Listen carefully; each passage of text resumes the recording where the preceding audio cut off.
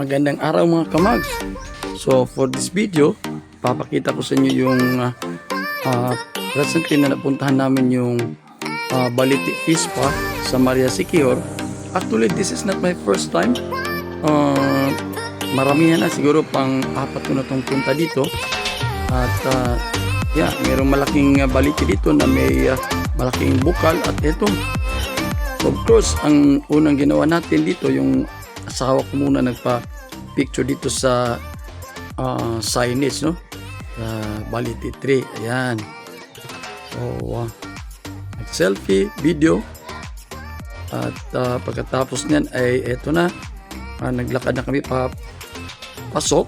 At nagtingin-tingin muna sa tabi kasi nga may maraming souvenir items dito na mabibili. At ito, pagmasdan yung mga kamags, you know, may text ako nilagay dyan. Ewan ko lang kung ano nangyari. Kasi yung cellphone ko, yung mga ang tinututukan ng camera, siguro na sense ng camera ko na papunta kami lahat sa fish pa kung saan mayroong mga isda yan. So actually unintentional yan, kaya ewan ko lang kung bakit ganyan, kaya isinama ko na lang dito sa video natin, no? Yung na baligtad siguro na camera. So eto na. So unang sumugod yung asawa ko actually kasi nga bihira lang sa makamunta dito pag may invitation kami sa laro namin, saka siya din nakakasama. So siya ang unang umupo yan sa gilid. So yan, while ako naman nagbibidyo muna, tapos yun, kumukuha ng timing kung saan makaupo. At eto na, nakaupo tayo sa gilid ng aking asawa.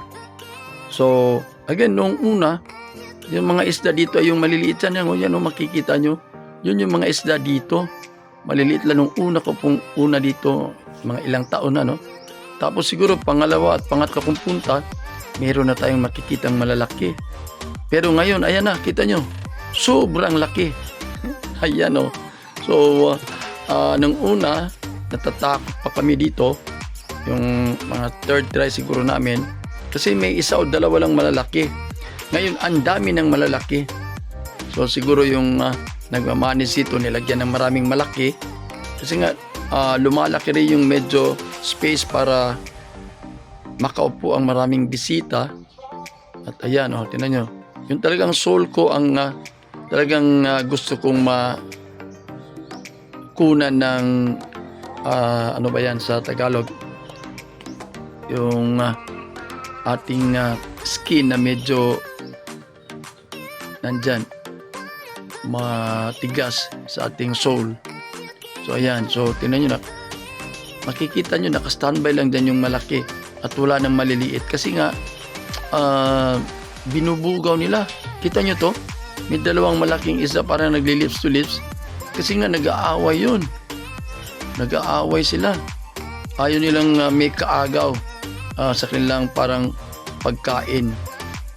Okay, so ikumpara nyo yung laki ng isda at sa aking paa, yung lapad, tingnan nyo.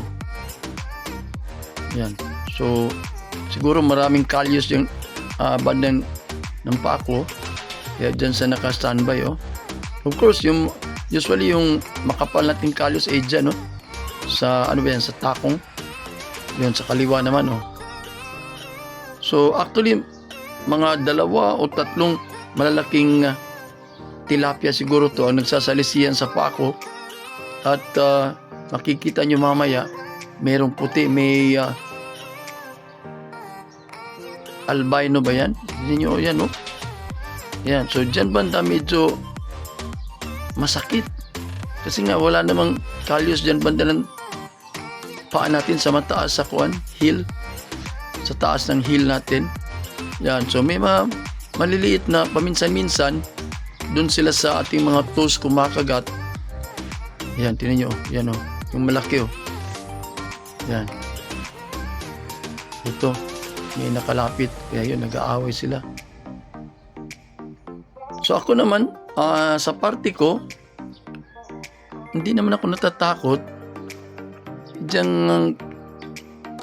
gusto ko lang talagang ma-experience yung mga lagyan natin itong kagat nitong mga malalaking isda or tilapia.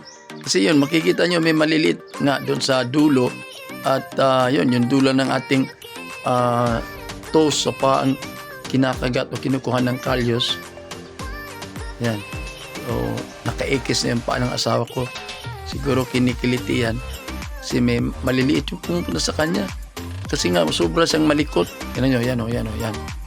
Lumilikot yung paa niya. Kaya, ikukumpara niyo sa akin, stay still lang. Kaya doon, yun. May dalang albino. Kita niyo yun? Actually, yun, nag-aaway. At eto na. So, yung full view ng Balite Fish Pa dito sa Maria Secure. Kasi umahon na kami. At yan, may maliliit din yung may maliliit na para irrigation. Doon yung maliliit na isda. At ito pa yung palibot. Ayan. So maraming salamat sa panonood.